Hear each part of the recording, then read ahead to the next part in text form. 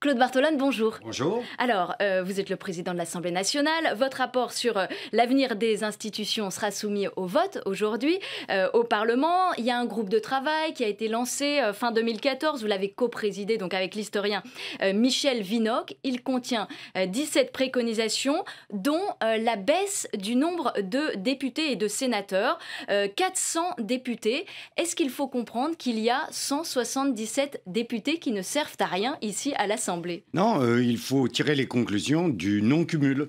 Avec le non-cumul et le rééquilibrage des pouvoirs entre l'exécutif et le législatif, il faut plus de moyens pour les parlementaires.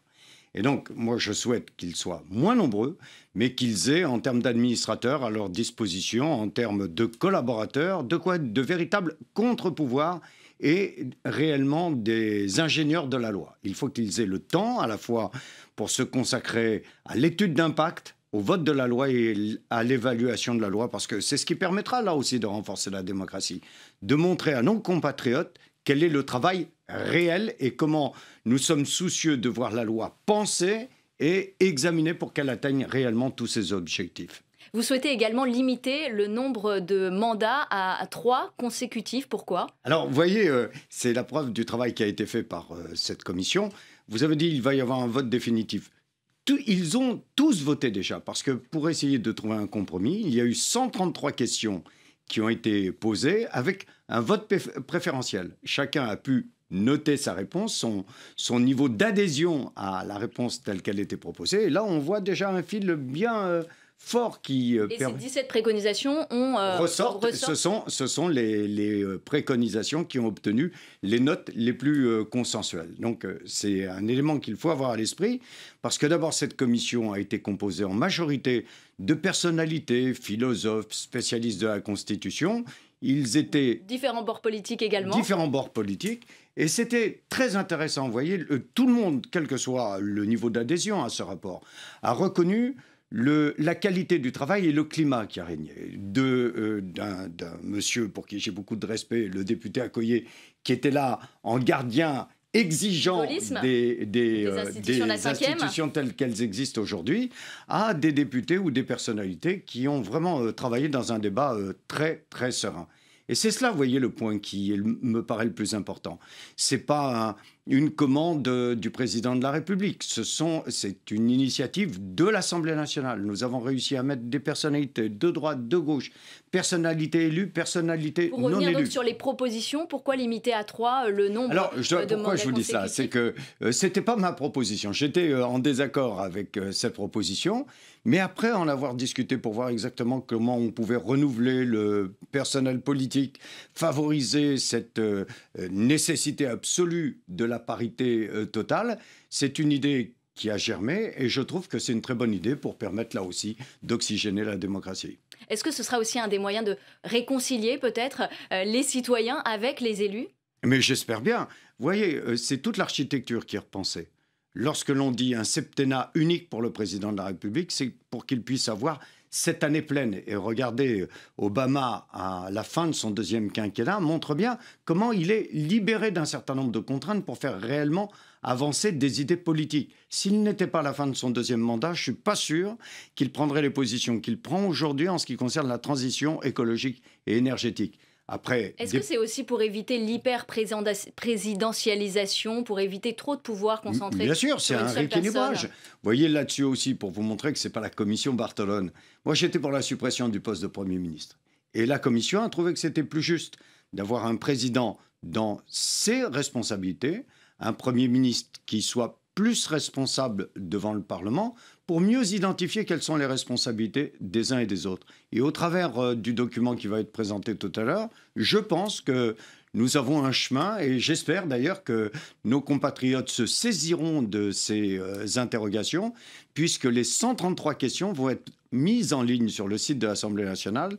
Ils pourront les consulter ainsi que tous les travaux. Il n'y a pas de vote prévu ? Et si, ils pourront pour les voter. citoyens. Ils pourront voter sur chacune des propositions. Je reviens sur une préconisation qui est introduire une dose de proportionnelle pour les législatives pour au moins la moitié des députés. Est-ce que vous ne craignez pas un retour de l'instabilité qu'on a connue à la 4e République? C'est très intéressant comme question parce qu'on avait tous cette interrogation avant de rentrer dans cette commission. Et nous avons pu constater qu'au niveau européen, nous sommes un des rares pays qui n'a pas la proportionnelle.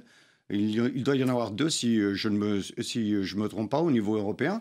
Et les autres connaissent une stabilité. Et en vérité, je vais vous dire une chose.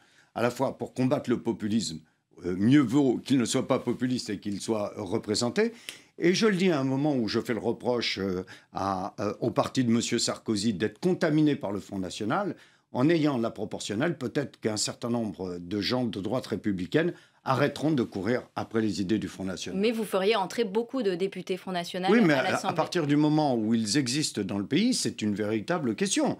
On ne peut pas continuer à dire qu'il faut que la démocratie tienne compte de la vie de nos compatriotes. Moi, je vous le dis, ce n'est pas l'étanchéité électorale l'étanchéité de l'entrée dans l'Assemblée nationale qui fera reculer le Front National. Vous pensez que François Hollande y est prêt?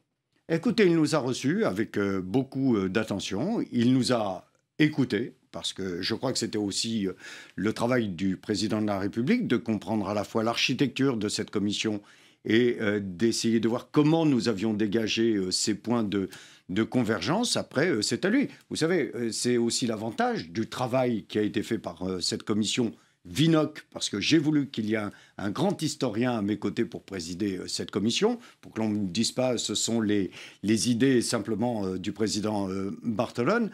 Nous avons voulu mettre ce rapport sur la table pour que chacun puisse s'en saisir, le président de la République, comme les citoyens. On ne peut pas les uns et les autres verser des larmes de crocodile sur cette démocratie qui ne fonctionne pas et essayer de voir comment on peut proposer à nos compatriotes des mesures pour rééquilibrer les pouvoirs et pour installer une démocratie plus forte.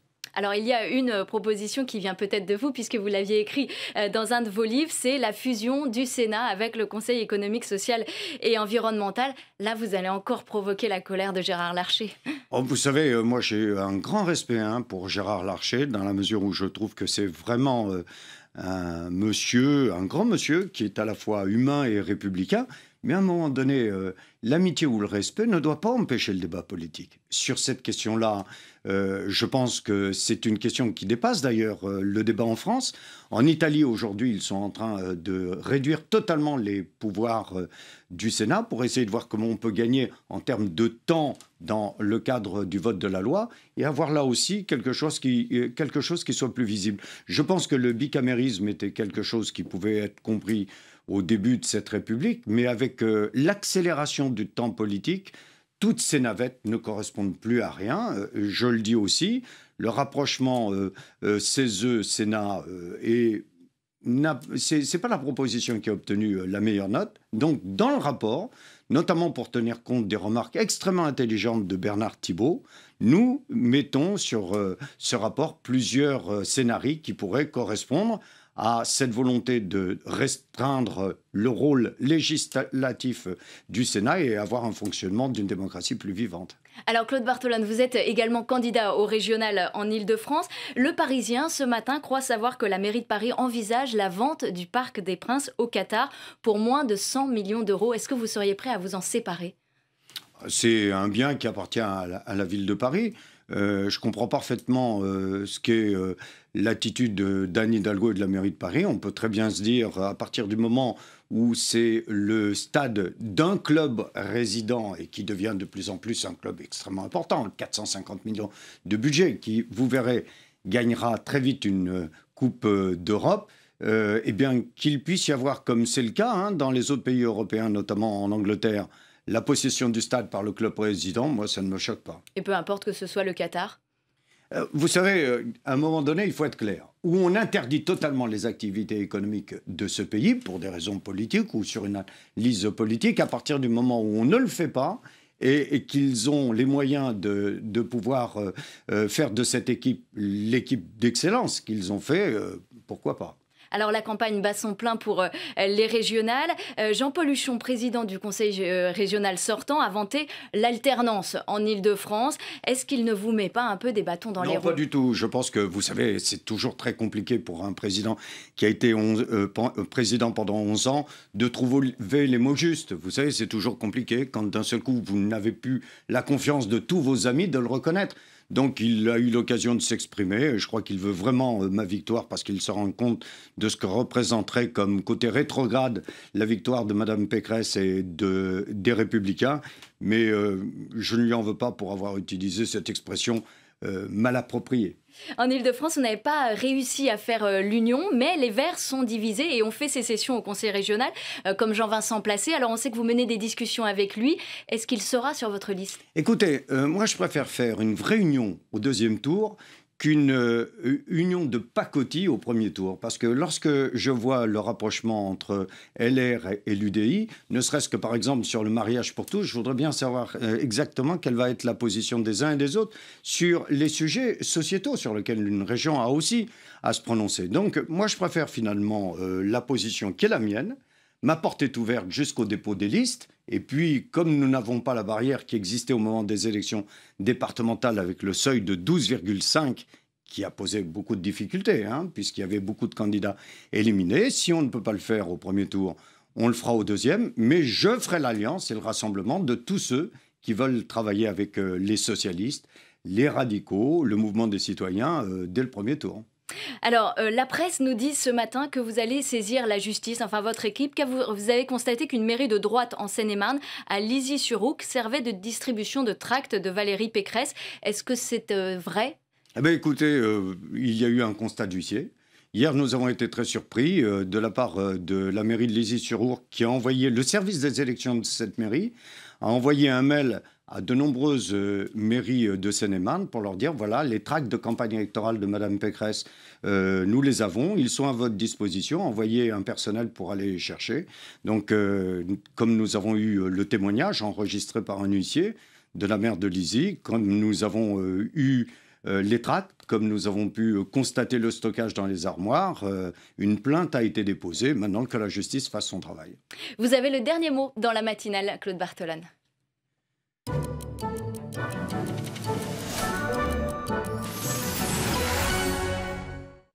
Et je vais vous demander de réagir à cette déclaration ce matin de Bruno Le Roux, le président du groupe PS à l'Assemblée, qui parle de Poutine mania. Je pense qu'il y a une espèce de Poutine mania aujourd'hui qui me semble... De quoi les Poutine commentateurs, je vois un certain nombre à droite et à l'extrême droite, on ferait de M. Poutine... je crois que c'est une faiblesse d'esprit que de penser cela et que de penser qu'il y a quelque chose de magique à l'autoritarisme et à quelque chose qui soit très musclé. Et pour autant, moi je crois que la France doit discuter d'égal à égal aujourd'hui avec la Russie pour clarifier notre action commune. Il y a une Poutine mania pour vous, Claude Bartholone? Il a raison. Il y a des fois où je me demande si un certain nombre de responsables politiques français ne veulent pas rentrer comme partie prenante dans l'opposition entre chiites et sunnites. Et que d'un seul coup, pour régler leurs comptes, y compris vis-à-vis d'un certain nombre de faiblesses qu'ils ont pu avoir pour le Qatar, les voilà maintenant intransigeants soutien des chiites par rapport aux sunnites. Moi, je pense que M. Poutine se trompe. On va voir dans la journée si réellement les bombardements... qu'il a eu l'occasion d'ordonner en Syrie vise les opposants à M. Bachar el-Assad beaucoup plus que Daesh. Si c'était le cas, ce serait un élément nouveau dans cette attitude. Mais je ne voudrais pas vraiment, hélas, que Bruno ait raison et qu'un certain nombre de responsables politiques soutiennent Poutine pour régler ou pour essayer d'être partie prenante dans cette opposition entre chiites et sunnites. Mais pour régler la guerre en Syrie, on ne sera pas obligé de faire avec Vladimir Poutine. Mais je pense que ce serait un élément qui aggraverait la situation, celle qu'avance M. Poutine. Pourquoi ? Parce que comment faire accepter aux autres peuples autour de la Syrie de faire de leur adversaire un élément de la solution ? Et puis je vais vous dire une chose. Il y a 15 jours, j'étais à Cergy où j'ai rencontré les réfugiés syriens. Et il faut les écouter. Ils vous disent, voilà, nous avons fui parce que nous étions bombardés tous les jours. Mais c'était beaucoup plus des bombes qui venaient de Bachar el-Assad que de Daesh. Et vous pensez que ce serait quelque chose de compréhensible qui pourrait être porteur de paix que de dire au bourreau qui nourrit Daesh et se nourrit de Daesh, voilà, il va être la solution. Je ne crois pas. Je vous demande de réagir à présent à Lydia Guérouz, porte-parole des Républicains. Elle réclame des excuses publiques à Nadine Morano.